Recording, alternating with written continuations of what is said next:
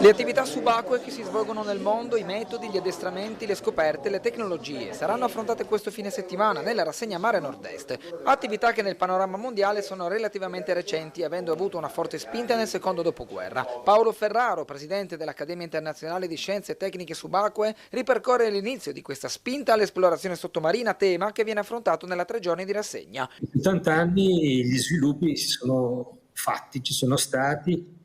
Oggi l'attività subacquea possiamo dire che è un'attività quasi di massa, diffusissima.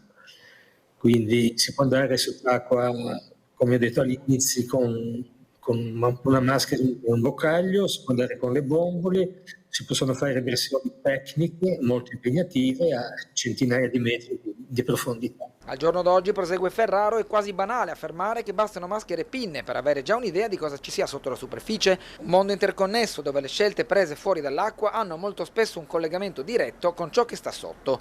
Basta comprarsi una maschera e andare a dare un'occhiata dalla superficie. Non c'è bisogno di andare in profondità, già dalla superficie si può capire cosa può offrire quel mondo. Quindi è un altro mondo, diverso da quello che vediamo tutti i giorni in superficie, ma è affascinante, è ricco di vita, di forme di qualunque tipo.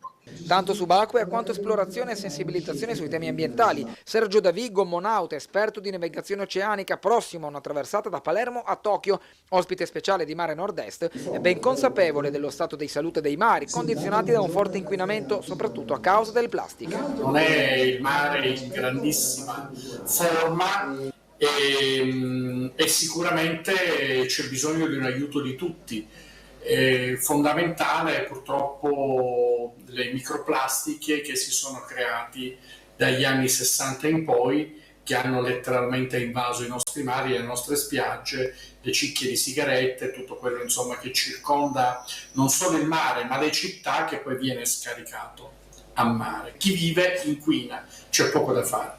Ma fare attenzione per esempio anche nelle piccole cose, utilizzare meno plastica possibile, una volta che c'è una cultura dell'attenzione, soprattutto cercare di rendersi conto. Voi non avete idea di quante cicche di sigarette noi troviamo in spiaggia, è una cosa veramente incredibile, parliamo veramente di migliaia e migliaia di cicche di sigarette che ovviamente finiscono in spiaggia perché poi o chi fuma in spiaggia o alla fine non vengono filtrate dagli apparati che scaricano e quindi comunque si ritrovano poi nel mare.